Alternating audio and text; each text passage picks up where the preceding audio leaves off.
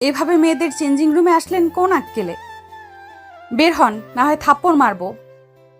রাগে গিজগিজ করে বলল মেয়েটা। এত কম বয়সী মেয়ের মুখ থেকে থাপ্পড়ের কথা শুনে ভারী চমকে গেলাম। শোনো, জাস্ট বের হ, তোর কোনো কথা আমি শুনবো না। বেরিয়ে যাবি নাকি? মাহবুব নিজেকে লুকায়িত করার জন্য এই রুমে ভুলে এসেছিল, তবে যে এমন পরিস্থিতিতে পড়বে কল্পনার বাইরে ছিল তার। ভাগ্যিস অধরা কাপড় পুরোপুরি খোলেনি, না হয় আরো বিশ্রী ও জঘন্য পরিস্থিতির শিকার হতো। মাহবুব নেত্রযুগল অধরার কাছ থেকে সরিয়ে পর্দার বাইরে নিবদ্ধ করলো। তারপর কোনো এক কারণে স্বস্তির নিঃশ্বাস ফেললো। অধরা ইতিমধ্যে দ্রুত কাপড় পরে নিল। তারপর রাগে ভয়ানকভাবে তেতে উঠে মুখ শক্ত করে কটাক্ষ গলায় বলে, এই অসভ্য লোক, বেহায়ার মতো দাঁড়িয়ে আছিস কেন? লজ্জা করে না? বের হ, না হলে পুলিশকে জানাবো। বেয়াদব, অসভ্য, বেহায়া, কাপুরুষ। পাবলিক ডেকে মার খাওয়াবো নাকি? ভালোই ভালোই বের হবি। মাহবুবের মুখ কঠিনভাবে শক্তপোক্ত হয়ে গেল। তিরিক্ষি মেজাজে কঠিন দৃষ্টি ফেললো অধরার দিকে। তবে এক ফুটো ভয় পেল বলে মনে হলো না মেয়েটা। সেও একই ভাব নিয়ে তাকিয়ে আছে সেই বেহায়া পুরুষটির দিকে। কাপুরুষ শব্দটা যথাযথভাবে মনে ক্ষীণ আঘাত করলো মাহবুবের। নির্লিপ্ত মুখশ্রী করে ব্যঙ্গাত্মক হেসে অধরার দিকে কাছে আসতে লাগলো মাহবুব। ভেবাচাকা খেয়ে গেল মেয়েটা। তুই কাছে আসছিস কেন? আমি কিন্তু সত্যিই চিৎকার করব, তোর রক্ষা হবে না তখন। আমি কাউকে ভয় পাই না। তুমি এক রাতের জন্য যাবে, তাহলে চলো। একবারে যা চাইবে তাই দিব। সাথে পুরুষ নাকি কাপুরুষ সেটাও প্রুভ হয়ে যাবে। গা শিরশির করে উঠল। অধরা চরম লজ্জায় মুখ লুকাতে তেজ নিয়ে মাহবুবের বুকে আঘাত করে দূরে সরাতে চাইল, কিন্তু এক বিন্দুও নড়ল না সামনে দাঁড়ানো লম্বাটে লোকটা। ঠায় দাঁড়িয়ে রইল। চোখ বড়সড় করে ফেললো অধরা। কর্কশ গলায় দফা গালি দিতে চাইলেও শব্দগুলো কণ্ঠনালীতে এসে বরফের ন্যায় জমে গেল। মাহবুব সরে দাঁড়ালো। একবার অধরাকে দেখে তেজ নিয়ে বলল, ললিপপ খাওয়ার বয়সে এই মেয়ে এত গালি জানো কিভাবে? পকেট থেকে কিছু টাকা বের করে অধরার হাতের মুঠোয় গুজে দিল। তারপর নির্লিপ্ত গলায় বলে, চকলেট খাইও আর মুখটা মিষ্টি করিও পিচ্ছি মেয়ে। তোমার মুখে এ ধরনের কথা মানায় না। অ্যাকচুয়ালি বয়স হয়নি। আর এই মাহবুবের ইন্টারেস্টও এত খারাপ নয় যে শেষে একটা বাচ্চা মেয়ের। এই বলে চেঞ্জিং রুম থেকে বেরিয়ে গেল সে। অপমান একদমও সহ্য করতে পারলো না অধরা। রাগে ফোঁস করে কাপড় শক্ত করে চেপে ধরলো। তারপর বেরিয়ে এলো। শপিং মলের শোরুমটাই তার এক চিৎকারে আশেপাশের লোক জড়ো হলেও অধরার বিন্দু মাত্র অনুশোচনা বা ভয় হলো না। বরং কাপড়টা ছুঁড়ে মেরে যা মুখে আসে তা বলতে লাগলো দোকানিকে। সম্পূর্ণ এক অজানা পুরুষ কিভাবে মেয়েদের চেঞ্জিং রুমে ঢুকে যেতে পারে? সেফটি বলে কিছুই নেই। তাহলে এত স্টাফদের বসে বসে বেতন দেওয়ার মানে কি, যদি ঠিকঠাক মতো কাজ করতেই না পারেন? মেয়ে, তুমি শান্ত হও। দেখো, এভাবে চেঁচামেচি করলে আমার দোকানের ক্ষতি হয়ে যাবে। তুমি শান্ত হও, আমরা বসে কথা বলি। বাচ্চা বলতে চাইছে সেই লোকটা। How cheap his mind! তার উপর তার লজ্জাহীন কথাবার্তা। কোন লোকটা? মেয়ে, তুমি চিৎকার না করে বুঝিয়ে বলো। আর কি বুঝিয়ে বলবো? হ্যাঁ, কথা বলছেন না? আর কি শান্ত হতে বলছেন? আমি আপনাদের লোকদের নামে কেস করব। আপনারা কাস্টমার ডেকে হ্যারাস করেন। তুমি আমার মেয়ের মতো, আমার লোকসান হয়ে যাবে। সবাই দেখছে, প্লিজ।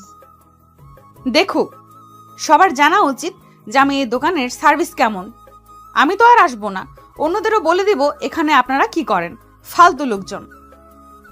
অধরা রাগ নিয়ে লোকজনের সমাগম থেকে বেরিয়ে এলো। রাস্তায় এসে হাতের মুঠোয় টাকা দেখে আবারও মাহবুবের বাক্যবান মনে তাজা হয়ে ভেসে উঠতেই ফুঁসে টাকাটা রাস্তায় ছুঁড়ে ফেলে দিল। একটা গাড়ি এসে দাঁড়ালো তার সামনে। ছোট ম্যাডাম, উঠে আসেন, আপনার কেনাকাটা শেষ। ও মা, আজ হাত খালি কেন? ব্যাগ কি ভিতরে? রফিক চাচা, আপনি আমাকে আর ছোট ম্যাডাম বলবেন না। আমি কি এখন ছোট আছি? সবাই কিসের জন্য আমাকে ছোট ছোট বলেন? ম্যাডামের মাথা গরম করে দিয়েছে কেউ। নিজের ভালো বুঝে এখন চুপ থাকাই ভালো। আচ্ছা ম্যাডাম, আপনি গাড়িতে বসেন, আমি আপনাকে বাড়িতে নিয়ে যাই। আমি বড় আপুর বাসায় যাব। অধরা গাড়িতে উঠে বসে। আজ তার আর শপিং করা হলো না। সাদা গাড়িটা চলছে তার আপন গতিতে। ড্রাইভার রফিক তাকে নিয়ে যাচ্ছে পুষ্প মেনশনে। পুষ্প মেনশনের কলিং বেল বাজতেই ড্রয়িং রুমে বসে থাকা সবাই সদর দরজার দিকে দৃষ্টি ফেলল। অনন্যা দাঁড়িয়ে বলল, আমি দরজা খুলে দিয়েছি। ভাবি রাইট, কেমন আছেন? আমরা সবাই খুব ভালো আছি। তুমি কেমন আছো? দেশে আসছো সেই 4 তারিখ, আর আজ বুঝি আমার সাথে দেখা করার সময় পেলে? আসবো আসবো করে হয়নি, বাট আজ এসে পড়েছি। এমনি তো আসো নাই, তোমার মা বাবা এসেছে এজন্য এসেছো। যাই হোক, ভিতরে আছে সবাই, এসো বসো। মাহবুব এসে সোফায় বসা রোহানের পাশে বসে, যেই কিনা সম্পর্কে মাহবুবের চাচাতো ভাই। অনন্যা এবারের নতুন বউ, রোহানের স্ত্রী। ওদের বিয়ের বয়স সবে 5 মাস। মাহবুব রোহানের 4 বছরের ছোট। বিদেশে উচ্চশিক্ষার জন্য বছর কয়েক কাটিয়ে এসেছে সে, তাই ওদের বিয়েতে থাকতে পারেনি। কিন্তু বাড়িতে ফিরেও আসা হয়নি চাচা বাড়িতে। আজই বাবা মা এসেছে, এজন্যই সে আসছে। সবার সাথে সালাম বিনিময়ের পর বসে গল্প করছে। আম্মা, এবার আমরা ভাবছি মাহবুবের একটা বিয়ে করিয়ে দেব, আপনি কি বলেন?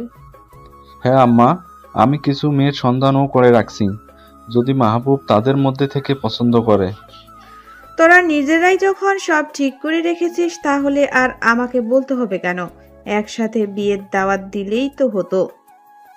মাহবুবের দাদির রাগ সবাই বুঝতে পারলো। রোহান হাসে। দাদা, তুমি রাজি থাকলে আমার আর বাইরে খুঁজতে যাবো না।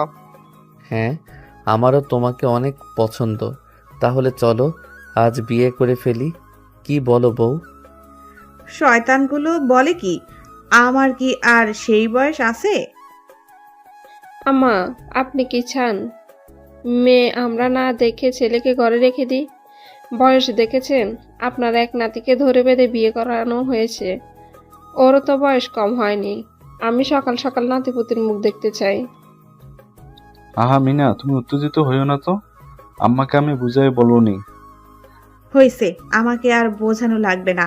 তোরা ছেলে মেয়ে বিয়ে করা, কিন্তু মাইয়া যদি দেখে আমার পছন্দ না হয়, তাহলে আমি বিয়েতে থাকবো না। দাদু, আমিও তোমার সাথে একমত, আমরা দুজন বিয়েতে থাকবো না। ঘরে সবাই হাসে। অনন্যা চা নাস্তার ট্রে রাখে। ছেলেটা এসেছে বেড়াতে, আর আপনারা ওকে বিয়ের কথা বলে বিরক্ত করছেন। মাহবুব, তোমাকে আমি ছোট ভাই বলে ডাকি। ঠিক আছে ভাবি, আপনার যেটা ভালো লাগে। আপনি দেখতে অনেক মিষ্টি। আমার ভাই এজন্য বিয়ে করতে রাজি হয়েছে বুঝি? তোমাকেও একটা মিষ্টি বউ এনে দিব, এখন যা খাও। ভাবি, চাচা চাচি কখন আসবেন? আমার একটু বেরোতে হবে, বন্ধুদের টাইম দেওয়া আছে। ওনারা এসেই পড়বেন, তোমরা আসবে জানলে বের হতো না। মা তোমার কথা অনেক বলেন। ওদের কথার মাঝে কলিং বাজে। মা বাবা হয়তো এসেই পড়েছেন। আচ্ছা, আমি দরজা খুলে দিচ্ছি। এগিয়ে যায় মাহবুব। দরজা খুলতেই অধরা সামনে না দেখেই বলা শুরু করে, আপু মাথা ধরেছে, রাস্তায় এক শয়তানের জন্য আমার দিনটাই স্পয়েল। সর সামনে থেকে, ভেতরে যেতে দে, রেস্ট করব। তুমি কি সবার সাথেই এমন তুই তুই করে কথা বলো? তোমাকে আবার কেজি থেকে পড়া শুরু করতে হবে, দেন যদি মুখের ভাষাটা ঠিক হয়। তো তো তুই এখানে কি করছিস? তোর মতো ইতর ছোট লোক এ বাড়িতে কেন? বাড়িটা আমার, তাই আমিই তো থাকবো। তা পিচ্ছি মেয়ে, তুমি এখানে কি করছো? শপিং মলে সিন ক্রিয়েট করে মনে শান্তি ফিরেনি যে এখন বাড়িতেও এসে পড়েছো? এটা তোর বাড়ি?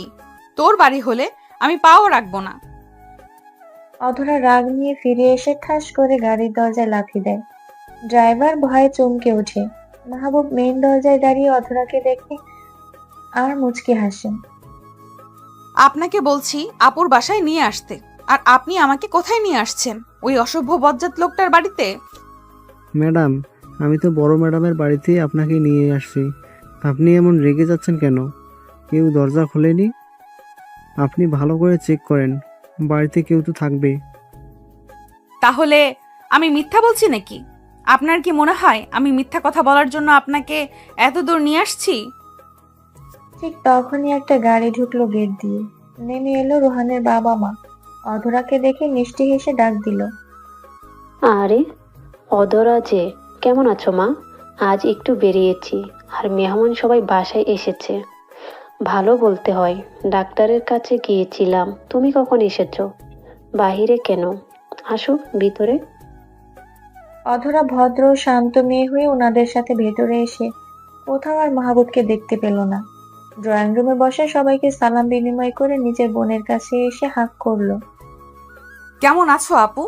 গতদিন দুলাভাই বলল তোমার নাকি পেটে পেইন হচ্ছিল। হ্যাঁ, এখন কিছুটা ভালো। তুই কেমন আছিস? আর এদিক সেদিক কি দেখছিস? কাউকে খুঁজছিস?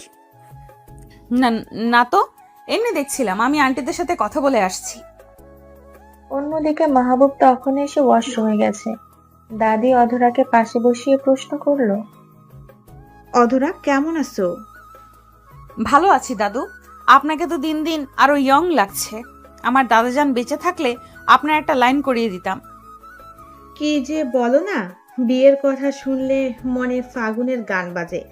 আমি তো একবার বিয়া কইরা 4 পুত বানাইছি। তুমি কখন বিয়া করবা বলো? ছেলে দেখবো নাকি তোমার পছন্দ আছে? দাদু, সময় হলে করব। আমি আবার বউ সাজার জন্য খুব এক্সাইটেড। অধরা, তুমি তো কথায় বেশ পটু। তোমার বাড়ির সবাই ভালো আছেন? সবাই ভালো আছে আন্টি। দুলাভাই, আপনি আজ অফিসে যান নাই? না, অফ নিয়ে এসে আব্বু কল করলো মাত্র। তুমি না জানে এসেছো বাসা থেকে? অধরা তখন ভাবনায় ব্যস্ত। সে মাহবুবকেই দেখেছিল তখন গেটে, অথচ বাড়ির সবাই এখানে, মাহবুব নাই। তাহলে কি সে ভুল দেখেছিল? পিসি আপু, হ্যাঁ। ও হ্যাঁ, বাসায় বলা হয়নি, শপিং থেকে এখানে এসেছি। এভাবে করলে হবে? তোর পরীক্ষাটার সামনের মাসেই, রেজাল্ট খারাপ হবে। এভাবে এখন ঘোরাফেরা করলে আমি আব্বুর সাথে কথা বলবো এ ব্যাপারে। আপু, ফ্রেশ হব, বাহির থেকে এসেছি। আমার সাথে আই। গেস্ট রুমের এই ওয়াশরুমটা ফ্রি আছে। ফ্রেশ হয়ে বের হ, আমি নাস্তা দিব। আজ আর বাড়িতে যেতে হবে না। সামনের দিন আমি তুই একসাথেই যাব। বাবার সাথে আমি কথা বলে আসবো। অধরা যেতেই মাহবুব ডাইনিং রুমের সাথে লাগোয়া বাথরুম থেকে বের হলো। বারবার বন্ধুদের কল আসছে দেখে সে সবার থেকে বিদায় নিয়ে বের হলো। দুজনে জানে না একে অন্যের সম্পর্কে, জানে না আবার কখন কিভাবে দেখা হবে।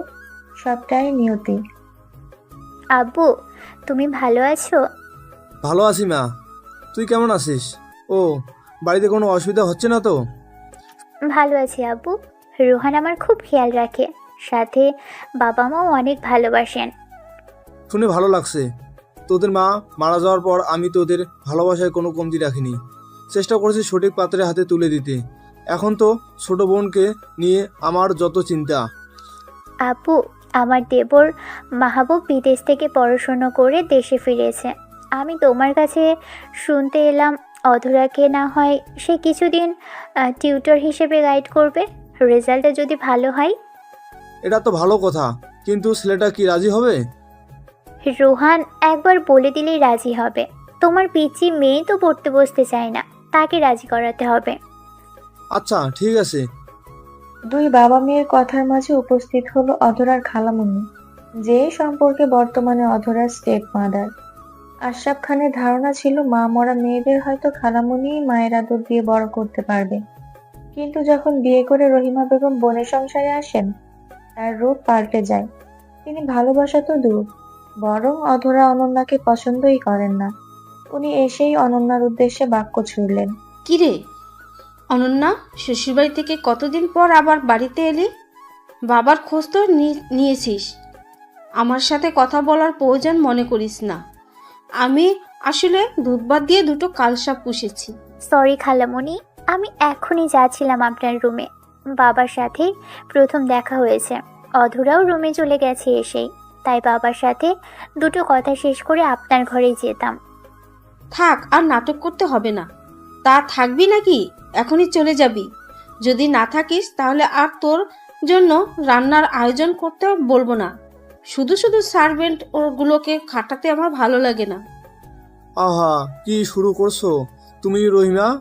মেয়েটা সবেই পা রেখেছে, তোমার যা ইচ্ছা করো, বাট আমার মেয়েটা এখন শ্বশুর বাড়ি থেকে এসেছে, ওর সাথে কোনো খারাপ ব্যবহার আমি সহ্য করব না। এসেই মেয়ের কান পড়া দিয়েছে, তাই না? আমি কি এমন খারাপ ব্যবহার করলাম তোমার মেয়ের সাথে? অনন্যার মন খারাপ হয়ে গেল।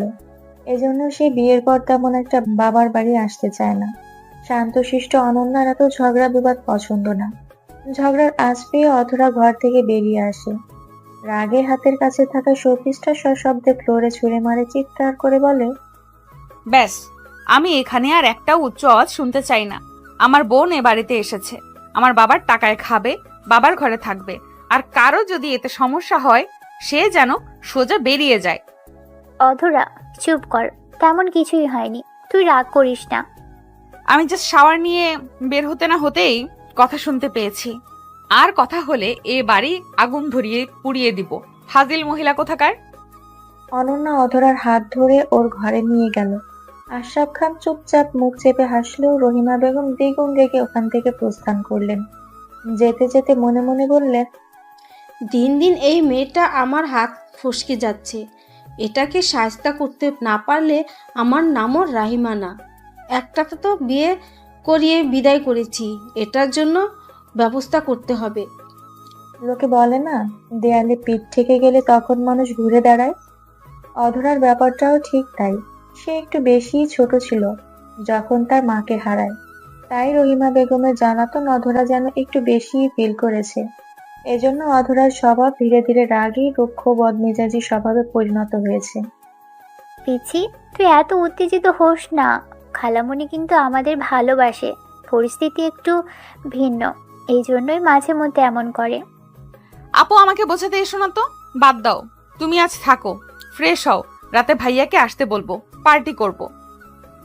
না রে, তোর ভাইয়া তো আসার কথা শুনলেই চলে আসবে, কিন্তু বাড়িতে মায়ের শরীরটা ভালো যাচ্ছে না।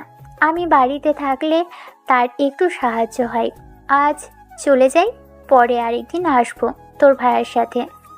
আমি সব বুঝি এখন। তুমি ওই মহিলা ঝামেলা করবে ভেবে চলে যেতে চাইছো? হুম। ওদের কথার মাঝে 10 বছরের একটা ছেলে এসে অনন্যাকে আপু বলে জড়িয়ে ধরলো।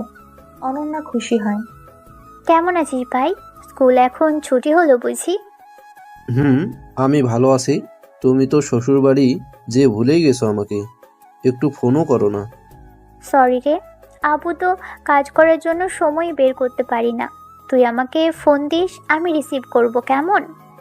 মিথ্যা বলছো কেন? সত্য বলো। আন্টি বকবে দেখলে, এই জন্য রাহাতকে ফোন করো না। আপু, আম্মু বোকা দিল, আমার কিছু হবে না, তুমি কল দিও। আজ কিন্তু তোমায় যেতে দেব না। আপু, চলো আমার রুমে, তোমাকে আমার আর্ট গ্যালারি দেখাবো। আমি কত সুন্দর আর্ট করেছিলাম, এবার তো একটা প্রাইজও পেয়েছি। চলো চলো। পরের দিন অধরা বসে চিপস খাচ্ছে আর টিভিতে কার্টুন দেখছে। অধরার খালামণি বেরিয়েছে শপিং করতে, আশরাফ সাহেব অফিসে, রাহাত বেরিয়েছে মাঠে বাচ্চাদের সাথে খেলা করতে। কলিং বেল বাজছে। অধরা বিরক্ত হয়। আলসেমি ছেড়ে দরজা খুলে দিতেই মাহবুবকে দেখে থমকে যায়। কি ব্যাপার, সামান্য একটা দরজা খুলতে এত সময় লাগে? ভেতরে কি করছিলে তুমি? আমি কি সত্যিই দেখছি নাকি স্বপ্ন? আগের দিন আপুদের বাসার দরজা খুলেও আমি এই লোকটাকে দেখেছি, আর আজ আমি বাসায় দরজা খুলেও এই লোকটাকে দেখেছি। আসলে আমি কি দুনিয়াতে নাই, নাকি ভুলে পৃথিবী থেকে পড়ে অন্য কোনো গ্রহে চলে এসেছি? What happened? এভাবে স্ট্যাচু হয়ে দাঁড়িয়ে থাকার মানে কি? সরো সামনে থেকে। মানে হঠাৎ সবকিছু সত্য মনে হচ্ছে অধরার। সে চট করে দরজায় হাত দিয়ে আটকে দিল। মনে পড়ে গেল শপিং মলে মাহবুবের করা ঘৃণিত কাজ। কিছুতেই সে এই বেহায়া বদলোকটাকে তাদের বাড়িতে ঢুকতে দিবে না। কণ্ঠে তেজ নিয়ে বলল, কি চাই এখানে? কেন আসছেন? এটার মানে কি? আমাকে কি ভেতরে ঢুকতে দিবে না? তোমার বাবাকে ডাক দাও। বাবা বাড়িতে নাই। না মানে আছে, কিন্তু বাবাকে ডাকবো কেন? আপনার মতো ইতর লোককে আমার বাড়িতে ঢুকতে দিব না। বাবার কাছে চাকরি চাইতে আসছেন? সম্ভব না, আমি তা হতে দিব না। তুমি নিশ্চিত আমাকে ভেতরে যেতে দিবে না? পরে কিন্তু পস্তাতে হবে। আমি তাহলে চলে যাচ্ছি। এটা কি হলো? সামান্য কথায় এই লোক তো সত্যি সত্যিই চলে যাচ্ছে। যদি বাবার কোনো প্রয়োজনীয় কাজ থাকে লোকটার কাছে। এই যে শোনেন, বাবা বাসায় নেই, আপনি এসে বসতে পারেন। মাহবুব মুচকি হাসে। ফিরে এসে অধরার বিশাল বাড়ির ড্রয়িং রুমের সোফায় এসে বসতেই অদ্ভুত শব্দ হয়। অধরা ফিক করে হেসে ফেলে। মাহবুব উঠে দাঁড়িয়ে পিছনে দেখে চিপসের উপর বসে পড়েছিল। সে একটু সরে বসে। টিভি তখনও চলমান। বাসায় কোনো বাচ্চা আছে নাকি এভাবে কার্টুনের সাথে চিপস কে খায়? আপনি এই বাচ্চা বলবেন না, আমি কিন্তু ক্লাস 10-এ পড়ি। অধরার কথায় মাহবুব অবাক হয়। শেষ কিনা তার ভাই তাকে পাঠিয়েছে একটা বাচ্চা মেয়েকে পড়াইতে। সে আফসোস করে নিজের কপালের উপর। কোথায় এখন সে ইউনিভার্সিটির ক্লাস নেবে, সেখানে কিনা একটা 10-এ পড়া বাচ্চা মেয়ে। বড়ই উপকার করেছো 10-এ পড়ে, না হলে দেখা যেত সত্যি কোনো কিন্ডার গার্ডেনের বাচ্চাকে পড়াতে হতো। মানে আপনি কি শিক্ষক, মানে টিউটর? আমার এত ফালতু সময় নাই। তোমার বাবা কোথায়? আমাকে আসতে বলে সে নাই। কল করো। বয়ে গেছে আমার, প্রয়োজন হলে বসে থাকেন। চা কফি কিছু লাগলে বলেন। এইভাবে অপমান করার পর চায়ের অফার? ঠিক আছে, ব্ল্যাক কফি, নো সুগার। ওই দিকে কিচেন, বানিয়ে এনে নিচে 1 কাপ খান আর আমাকে 1 টেবিল চামচ চিনি দিয়ে 1 কাপ দিয়েন। অধরা এটা বলে অন্য পাশে সোফায় বসে বাকি চিপসটুকু শেষ করছে। মাহবুব বিরক্ত নিয়ে তার দিকেই চেয়ে আছে। একটু পর বাড়িতে ঢুকলেন রহিমা বেগম। তার 2 হাত ভর্তি শপিং ব্যাগ। বাড়ির ড্রয়িং রুমে অচেনা ছেলে আর অধরাকে বসে থাকতে দেখে উনি হাতের শপিং ব্যাগ ওখানেই ফেলে চট জলদি অধরার কাছে এসে চুলের মুঠি করে ধরলেন। ঘটনার আকস্মিকতায় মাহবুব থমকে গেল। ছি ছি ছি, আমরা কেউ বাড়িতে নাই আর এই সেই সুযোগে বাড়িতে নাগর নিয়ে এসেছিস আর আমাকে রাত দিন ধমক দিস। আজ তোর কি হাল করি দেখিস। লাগছে, ছেড়ে দাও আন্টি, আমার চুল ছাড়ো, ভালো হবে না বলে দিচ্ছি। ছাড়বো ছাড়বো, তোর আগে পাড়া প্রতিবেশীকে ডাকি, তোর কাণ্ড কারখানা বলি, তারপর তোকে ছেড়ে দিব। আজ তোর মুখে চুনকালি নাম লাগিয়েছি। ছাড়ো আমাকে, আমি কিছু করিনি। তুমি কি সব বলছো? ছাড়ো। রহিমা চিৎকার চেঁচামেচি শুরু করে দিলেন। অধরাকেও ইতিমধ্যে 2-4 চর বসাতেই মাহবুব রেগে ধমকে উঠল। এই কি করছেন কি আপনি?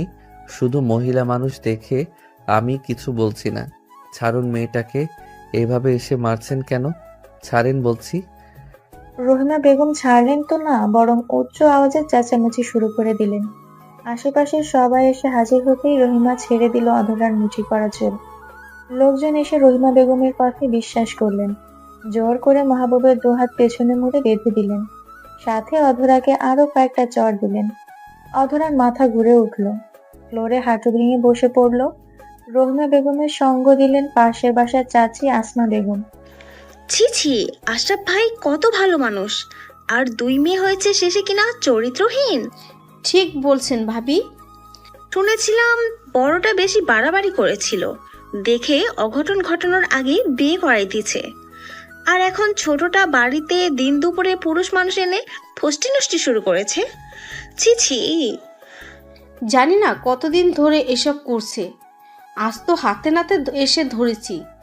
বাড়ি থেকে একটু বেরোতে পারিনি, নোংরামি শুরু করে দিয়েছে। এই সবাই মেরে এই দুটাকে এলাকা ছাড়া করো, এদের জন্য আমাদের ছেলে মেয়েদের বদনাম হবে। ভাবি, হাজার হলেও আমি মায়ের মতো বড় করেছি ওকে। আমি বলি কি দুজনের বিয়ে করিয়ে দেই, তারপর যেখানে যাবে যাক, না হলে আবার কোথায় যে কি খারাপ কাজ করে বেড়ায়। হ্যাঁ হ্যাঁ, ঠিক বলেছেন ভাবি, এই কাজটা কো। আপনারা কে আমাকে জাজ করার? আর কেউ ফালতু কথা বলবেন না। আশরাফ সাহেবকে ডাকেন, আমি তাকে এক্সপ্লেনেশন দিয়ে দিব। দেখেছেন ছেলের ভাব, অন্যায় করেও মুখে কোনো অনুশোচনা নাই। কিসের অন্যায়? আপনারা এভাবে আমাকে হ্যারাস করছেন, আমি পুলিশে কমপ্লেন করব। হ্যাঁ হ্যাঁ, তা তো করবেই, পুলিশ আমরা ডাকবো। আমার বাড়িতে নোংরামি করতে যে ধরা খেয়ে আমাকেই পুলিশের ভয় দেখাও। এই ভাই, কাজী ডাকেন, এক্ষুনি ওদের বিয়ে দেব। আন্টি, বাবাকে ফোন করেন। বাবা যদি বলে বিয়ে করতে, আমি করে নিব, কিন্তু বাবাকে ছাড়া আমি কিছুই করব না। তাই তুমি আমাকে আরো মারবে, মারো। রহিমা বেগম আরো মিথ্যা কথা বানিয়ে বললেন সবার মাঝে। পরিস্থিতি খুব খারাপ হলো। আশেপাশের লোকজন রহিমা বেগমের থেকে বেশ খেতে পারেন, এজন্য সব কথাই তাকে সাপোর্ট করেন। আশরাফ সাহেবকে কল করে মিথ্যার ঝুলি খুলে বললেন। টেনশন নিয়ে অফিস থেকে 10 মিনিটে বাসায় এসে দেখেন ঘটনা খুব ক্রিটিক্যাল। মাহবুব, তুমি আমার মেয়েকে বিয়ে করে নাও, না হলে সমাজে আমার মেয়ে মুখ থাকবে না। এটা সম্ভব নয়। আমি কোনো পাপ করিনি, ভুল করিনি। আর এত ছোট বাচ্চা একটা মেয়েকেও আমি বিয়ে করতে পারবো না। তুমি বিয়ে না করলে এরা তোমাকে ছাড়বে না, বোঝার চেষ্টা করো।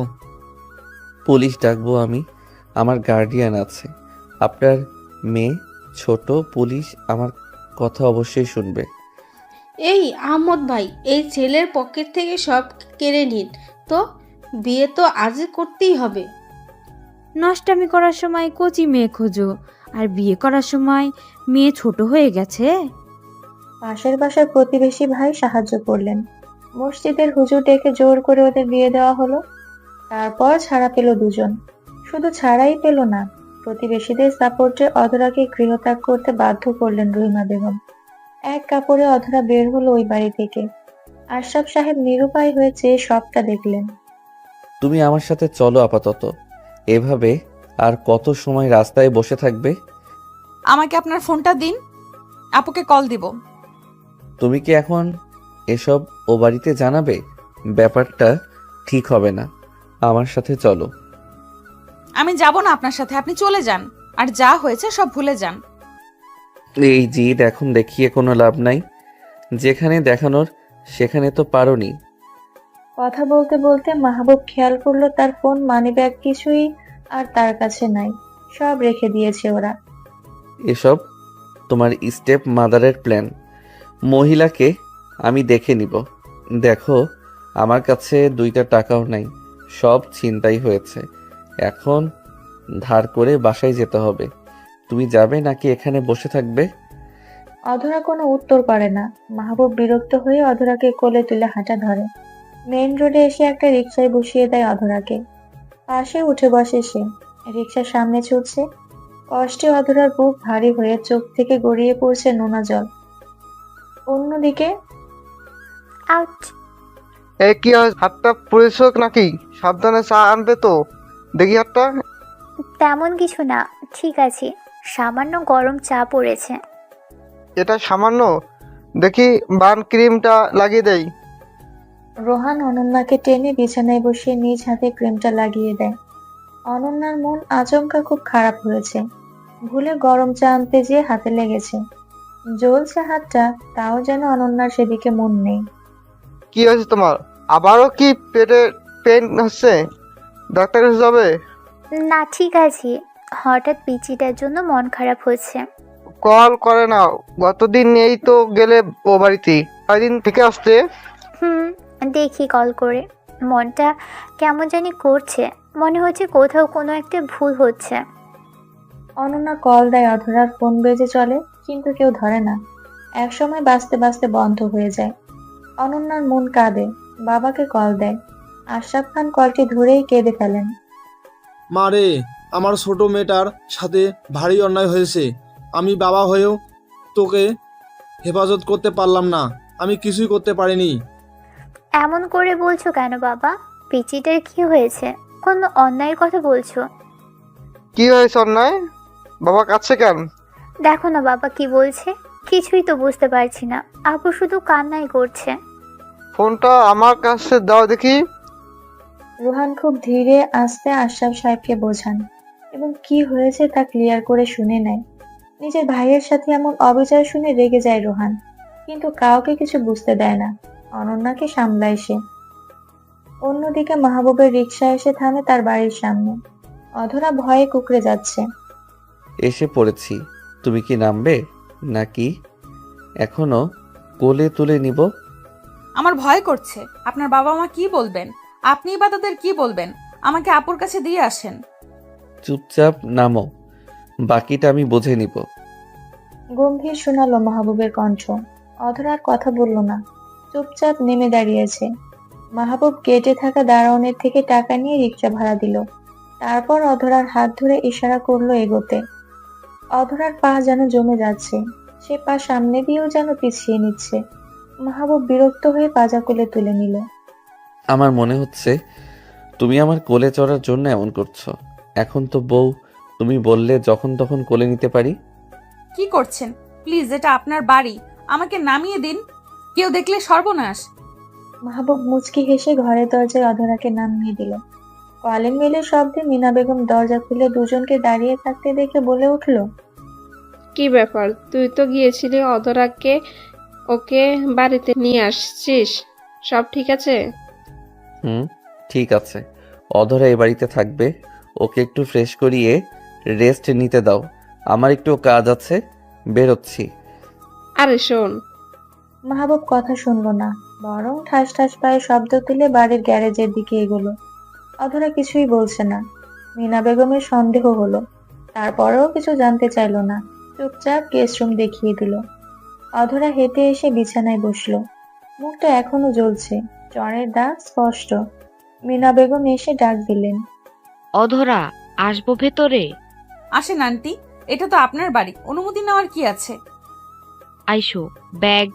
তোমার মুখে আঙুলের দাগ কালো হয়ে আছে, এটা দিলে কিছুটা আরাম পাবে। আমি দিয়ে দিব? না না আন্টি, আপনার কষ্ট করতে হবে না, আমিই লাগিয়ে নিব, ধন্যবাদ। ড্রেস পাল্টাবে? এটা ছিঁড়ে গেছে, দেখা যাচ্ছে। আমি কি একটা শাড়ি এনে দেব? আমাকে নিয়ে ব্যস্ত হবেন না আন্টি, আমি এতেই ঠিক আছি। একটুই ছিঁড়েছে, সমস্যা নেই। আচ্ছা, তাহলে কিছু লাগলে ডাক দিও, পাশের ঘরেই আছি। মিনা বেগম চলে যায়। অধরা বসে বসে মুখে আইস ব্যাগ লাগাচ্ছে, মাঝে মাঝে ব্যথায় চোখ খিচে বন্ধ করে নিচ্ছে। অন্যদিকে অনন্যা সবটা শুনে থমকে যায়। তাহলে আমার বোনটা এখন কোথায়? মাহবুব কি ওকে নিয়ে গেছে, নাকি অধরা নিচে কোথাও চলে গেছে? এত কান্নাকাটি করো না তুমি কিন্তু। আর ফোনটা সুইচ অফ করছে বারবার। চাষিকে কল দেবো। দিয়ে শোনো তো, অধরা আছে কিনা ওখানে। মাহবুব নিজের গাড়িটা বের করে নিয়ে কোথাও যাচ্ছে। গাড়ির বক্সে থাকা ছোট মুঠো ফোনটা বের করে কল দিল তারেকের কাছে। তারেক মাহবুবের গার্ড। স্যার বলেন, কি সমস্যা? তোমার ছুটি শেষ তারেক, কাজে ফিরতে হবে। আমার ফোন নিয়ে গেছে, কার্ড সব মানিব্যাগে ছিল। বুঝতে পারছো আমি কোন অবস্থানে আছি? এসব কিভাবে হলো স্যার? ডিটেলস বলার সময় নাই। তোমার প্রথম কাজ প্রতিবেশী আসমা আর তার হাজবেন্ডের কাছেই সম্ভবত আমার ফোন উদ্ধার করবে। আর 3 নাম্বার গোডাউনে 2টাকে বেঁধে রাখবে। তোমার কাছে 4 ঘন্টা সময়। কিন্তু স্যার, আরে স্যার, নিজের কথা শেষ হতেই ফোন কেটে দেন। আমারও তো কথা থাকতে পারে। তারেক বিকেলের আলসেমি ঘুমটা ছেড়ে বিছানার মায়া ত্যাগ করে উঠে পড়ল। তারেকের বউ চায়ের ট্রে হাতে এগিয়ে এলো। ছুটিটা বেশ আরামেই কাটছিল, কাজের ডাক পড়াতেই তারেকের মুড অফ। ব্যাগপত্র গুছিয়েছি, বাসায় চলে এসো, আমার যেতে হবে, হাতে সময় কম।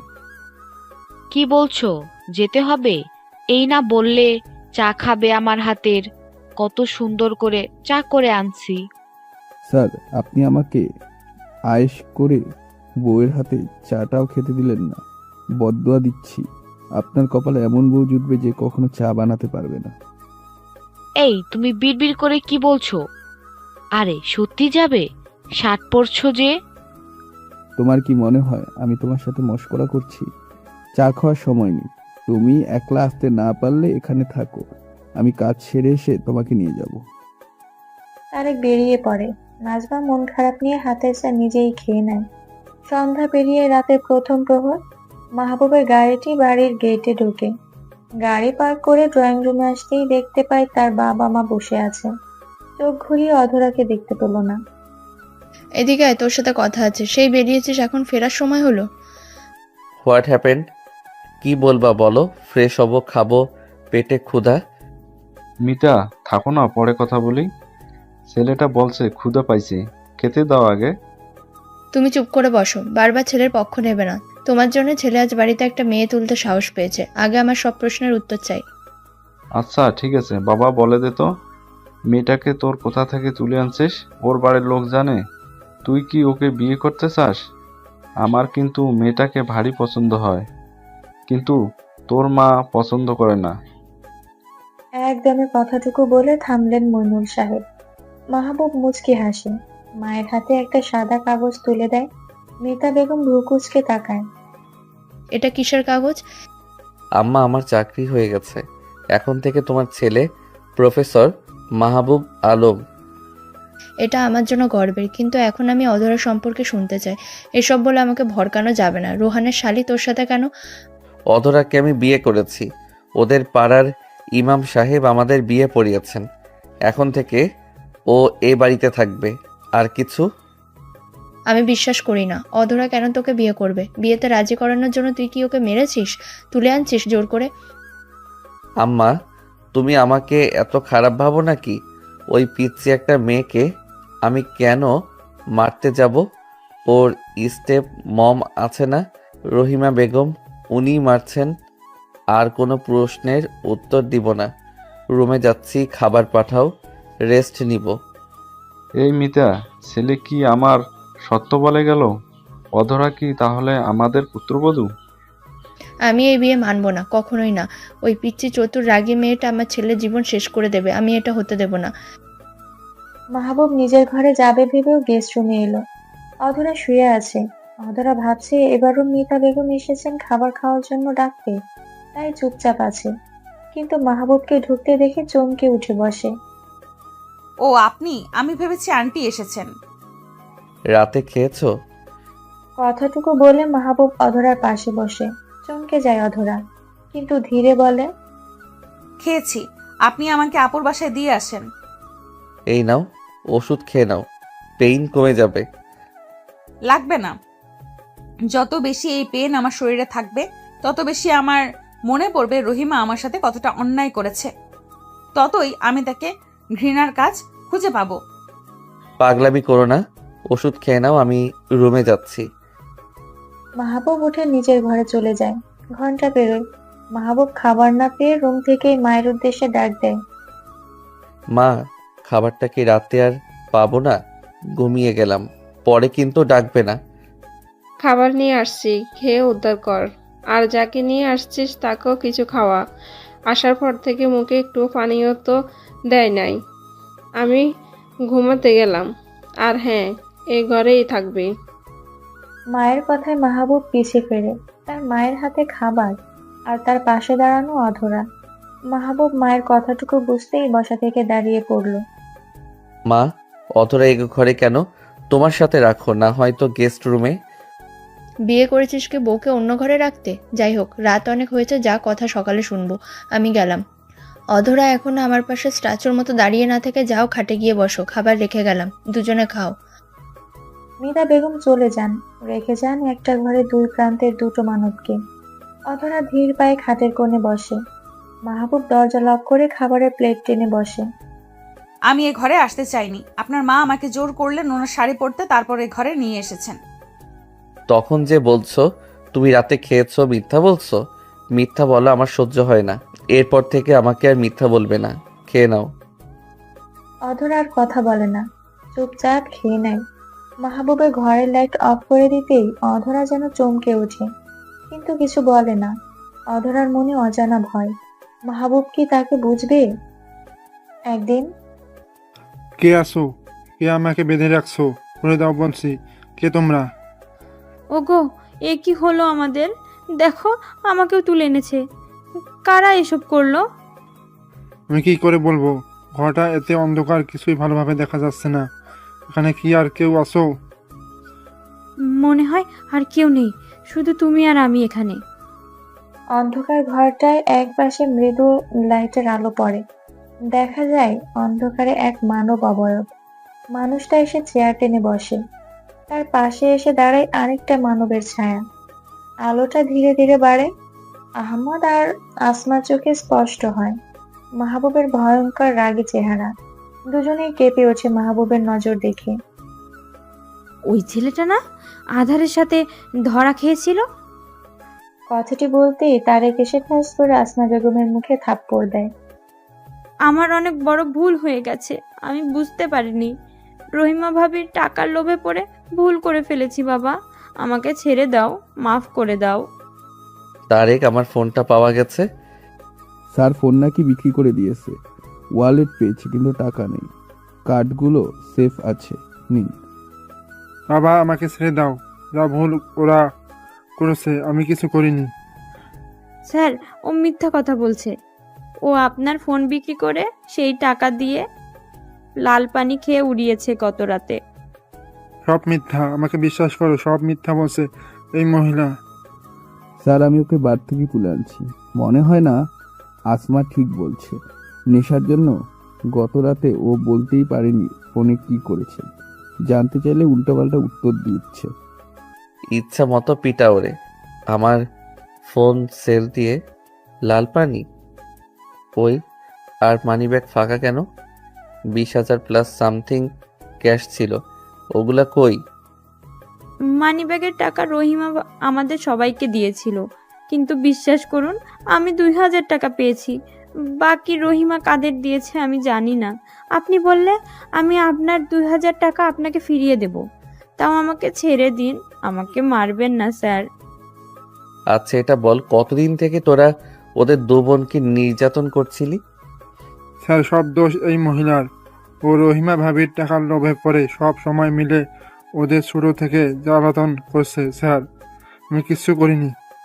তারেক, ফোন উদ্ধার করো।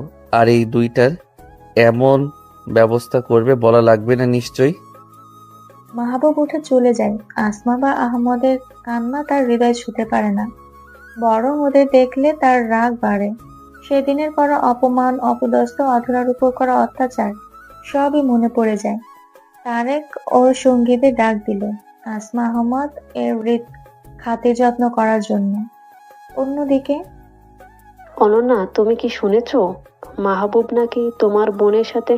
ছি ছি, আমার বলতেও লজ্জা করছে। তোমাদের ফ্যামিলিকে ভালো মনে করতাম, কিন্তু এখন এসব কি শুনছি?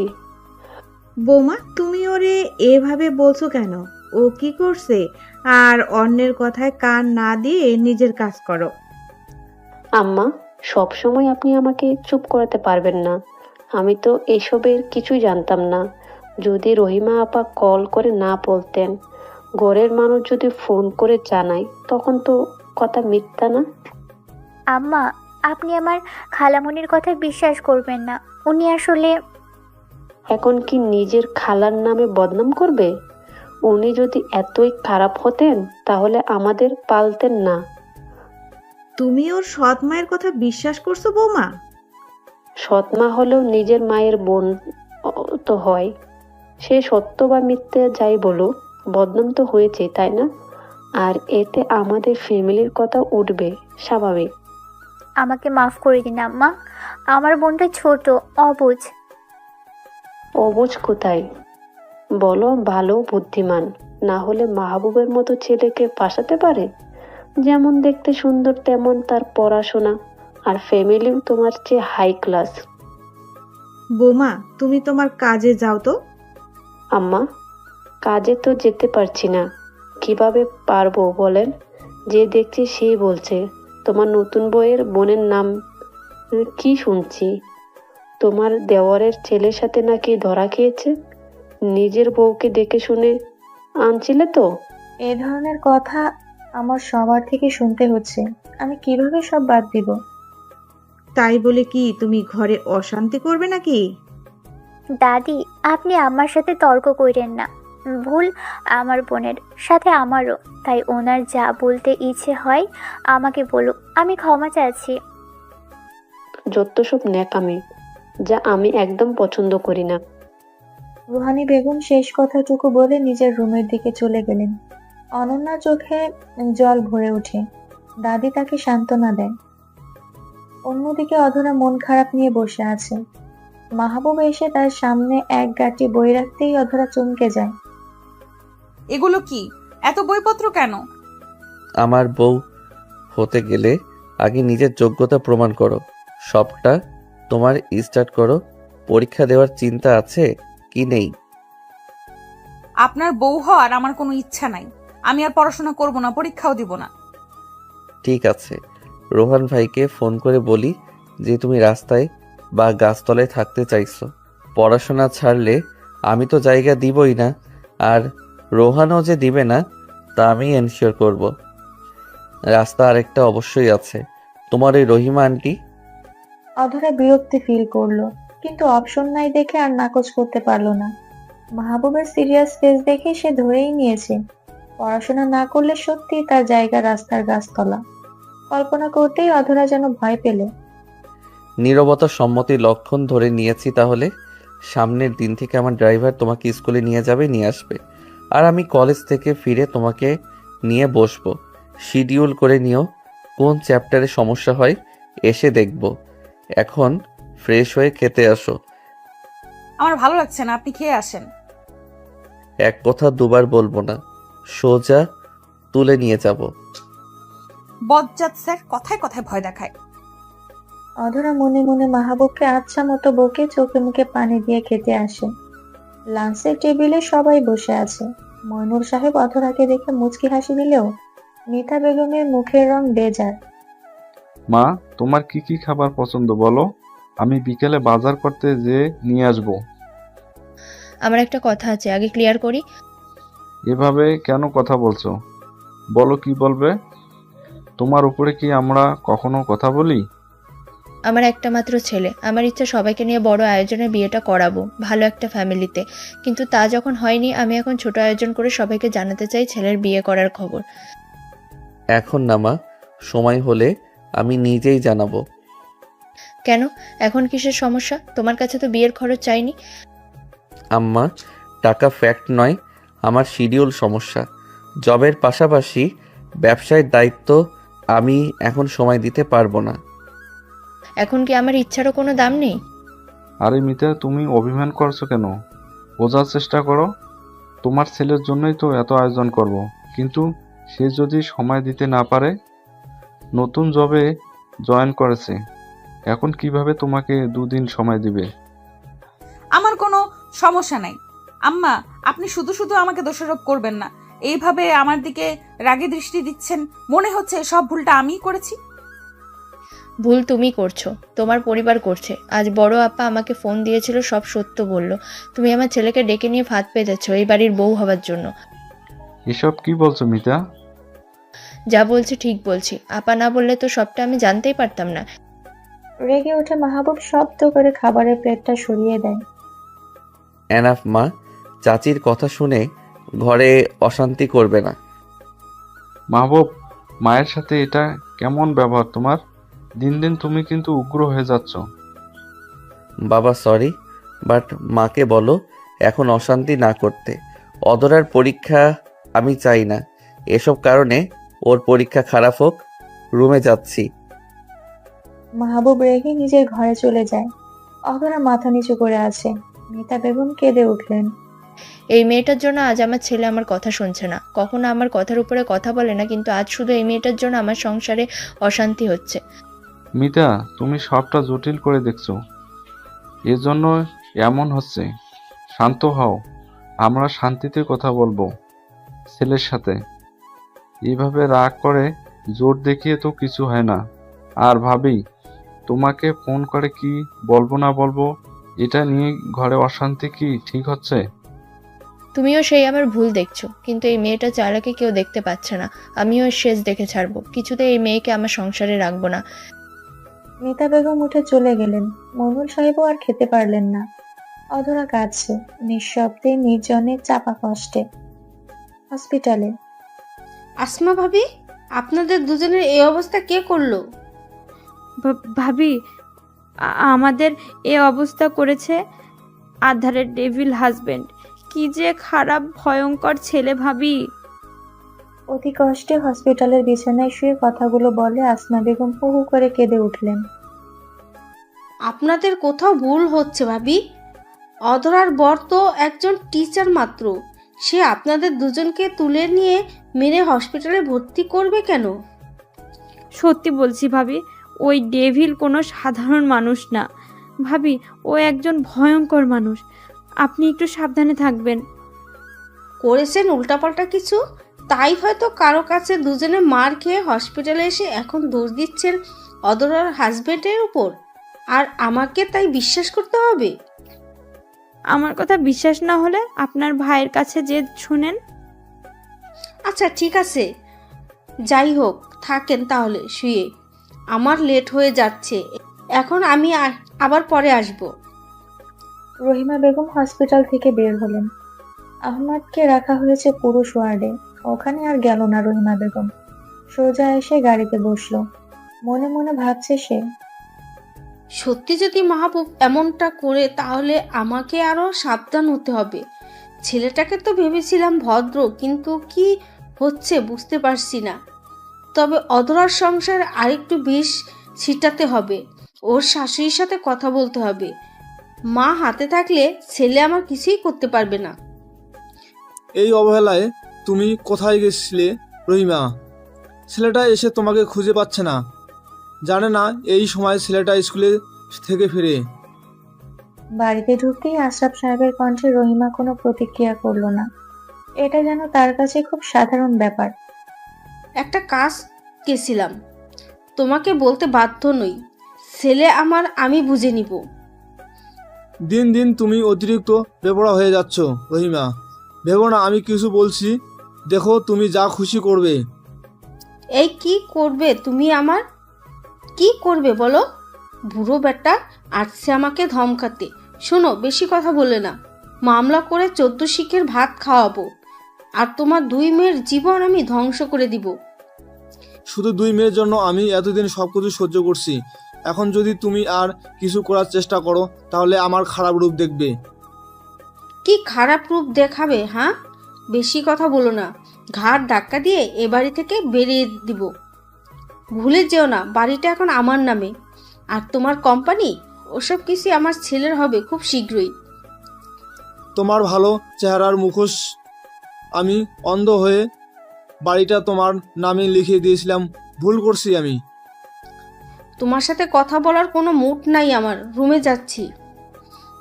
দেয়ালের আড়ালে দাঁড়িয়ে রহিমা বেগমের ছেলে সবটাই শুনে চুপচাপ হয়ে নিজের ঘরে এসে শুয়ে থাকে। ছোট এই বাচ্চাটার মানসিক চাপের কথা কেউ কখনো ভাবে না। অনন্যা, অধরা বাড়ি থেকে চলে যেয়ে সে যেন আরো একলা হয়ে গেছে। অন্যদিকে অধরা, এগুলো কি করছো তুমি? মন কোন দিকে থাকে? হ্যাঁ, বারবার বুঝিয়ে দেওয়ার পরও ভুল লেখো কিভাবে? সরি স্যার, আমি আসলে বুঝতে পারছি না। পড়াতে বসে মাহবুব বেশ বিরক্ত। অগা একটা ছাত্রী অধরা, পড়ায় শুধু ফাঁকিবাজি করে এতদিন পার করেছে। ফাইনালের রেজাল্ট খারাপ হবে ভেবে মাহবুব নিজে নিয়ে বসেছে তাকে পড়াতে, কিন্তু বারবার ভুল করায় সে এবার ধমক দিল। এইবার লাস্ট, এরপর না পারলে সোজা বেতের বাড়ি হবে। আপনি এত স্ট্রিক্ট কেন? একদিনে কি সব শেখানো যায়?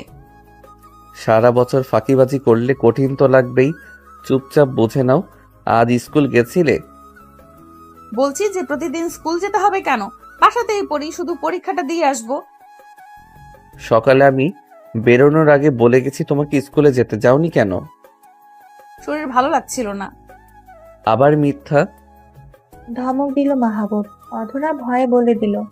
মিতা বেগম নানান কাজ দিয়ে তাকে বের হতে দেয়নি। মাহবুব রাগে মুঠো করে নেয়, নিজেকে শান্ত করে। রাতের বেলা মাহবুব আসে ডিনার করতে। অন্যদিনের মতো সবাই একসাথে খেতে খেতে মাহবুব জানায়, মা, এতদিন জানতাম এ বাড়িতে 2টা কাজের খালা আছে। সাবার নিজের কাজ নিজে করার পর বাকিটুকু খালারাই করে দেয়। কেন, কি হয়েছে? তোর কোনো কাজ বাকি আছে নাকি? বল, আমি করিয়ে রাখবো। সামনের দিন অধরা স্কুলে যাবে, যদি ওকে দিয়ে তোমার কোনো কাজ থাকে তাহলে এখন দাও, ও করে রাখবে। সকালে কোনো কাজ করতে পারবে না। আর যদি অধরা একলা কাজ সম্পূর্ণ না করে পারে, বাকিটুকু আমি করে দিব। ও, তো বর বাড়িতে ফিরতে না ফিরতেই আমার নামে কান পড়া দেওয়া হয়েছে? না না মা, ভুল বুঝবেন না, আমি ওনাকে কিছু বলিনি। উনি শুধু জানতে চাইছেন স্কুলে কেন যায়নি। তুমি স্কুলে না গেলে সেটাও কি এখন আমার দোষ? যাওনি কেন? তোমাকে কি আমি বেঁধে রেখেছি? না মানে মা, কথা বেশি বাড়াতে চাই না। অধরা, খাওয়া শেষ করে রুমে আসো। হালকা গরম পানি নিয়ে এসো তো। বাবা তুই তো বেশি কিছু খেলি না, দেখ তোর পছন্দের পাবদা রেঁধেছি। আর খাবো না। সব সময় সবার পছন্দ এক থাকে না। আমি এখন এসব মাছ খেতে পছন্দ করি না। আমার জন্য খাবার ফেলে যাবেন না, খেয়ে নিন। আমি এরপর থেকে মায়ের সব কথা শুনে চলবো, আর আপনারও। আমাকে নিয়ে আর আপনাদের মাঝে সমস্যা তৈরি হতে দিব না। অধরা উঠে চলে যায়। মাহবুবের ফোনটা নিয়ে নিজের বাবাকে কল দেয়। আশরাফ সাহেব মেয়ের কণ্ঠ শুনে কেঁদে ফেলেন। মা কেমন আছিস? তোর শ্বশুরবাড়ি সবাই মেনে নিয়েছে তো? বাবা, সবাই অনেক ভালো। তোমার শরীর কেমন আছে? ভালো আছি মা। তোদের 2 বোনের জন্য আমি কিছুই করতে পারি নাই। আমি ব্যর্থ বাবা। বাবা, আমি মেসে থাকতে চাই। তুমি কি খরচাটা দিতে পারবে? এখানে থেকে স্কুল যেতে অনেক দূর হয়ে যাবে, এই জন্য ভাবছি কাছাকাছি মেসে থাকবো। আমি সব ব্যবস্থা করে দিব, কিন্তু মাহবুব রাজি হবে? উনি হয়তো খুশি হবেন।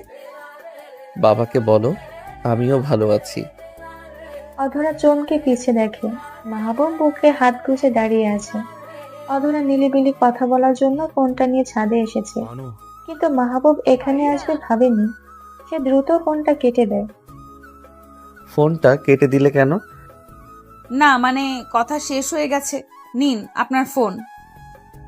আচ্ছা অধরা, এই 3 তলার উপর থেকে যদি কাউকে ছুঁড়ে মারা হয় তাহলে ঠিক কি হবে বলো তো? কাকে ছুঁড়ে মারতে চান আপনি? তোমাকে। আর একবারও যদি শুনেছি হোস্টেলে থাকার কথা বলছো, ঠিক এখান থেকে ছুঁড়ে মারবো। শোনেন, আমি এখানে থাকলে ঝামেলা হতে থাকবে। আমি এসব পছন্দ করি না, আমার এসব পছন্দ না। শান্ত নীরব আছে মানে এটা না আমি কিছু বলতে পারি না। সব সমস্যা মিথ্যা অপবাদ নিতে আমার ভালো লাগে না।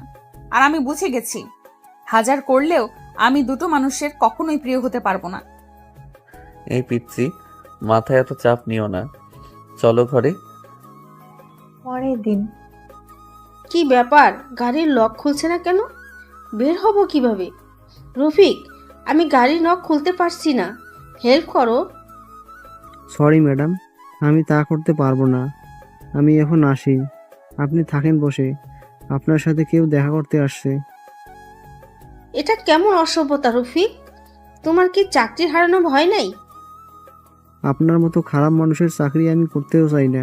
আপনি এখানেই লক থাকেন, আমি আসি ম্যাডাম। রফিক মাঝ রাস্তায় গাড়ি রেখে চলে যায়। ভেতরে বসে রহিমা বেগম চেষ্টা করছেন বের হতে, পারছেন না। হঠাৎ এক গাড়ি এসে রহিমার গাড়ি ধাক্কা দেয়। রহিমা বেগমের কপাল কেটে রক্ত চুইয়ে পড়ে। সে ভয়ে চিৎকার করে। কয়েক সেকেন্ড পর কাচের জানালায় তারেকের ফেস দেখতে পায় রহিমা। কে তুমি? হেল্প করো, আমাকে গাড়ি থেকে বের হতে সাহায্য করো। আপনাকে সাহায্য করতেই তো আমি এসেছি, চলুন তবে হেল্প করি। তারেক ওখান থেকে রহিমা বেগমকে তুলে আনছে। অন্ধকার ঘরে বেঁধে রাখে, ঠিক যেমনটা রেখেছিল আসমাকে। অন্যদিকে স্যার, আপনি এখানে? আমার স্কুলে কেন এসেছেন? এখানেও আমাকে স্যার বলবা? কি বলবো, কেন এসেছেন? এদিক কাজে এসেছিলাম, ভেবেছি দেখা করে যাই। নাও তোমার জন্য চিপস নিয়ে আসছি। ও, ক্লাস শেষ, এখনই বাড়ি যাব। চলো আমার সাথে, তাহলে গাড়িতে উঠে বসো। আপনি সত্যিই কাজে এসেছিলেন? তুমি এত প্রশ্ন করো কেন? আমার সাথে যেতে না চাইলে নিজের মতো যেতে পারো।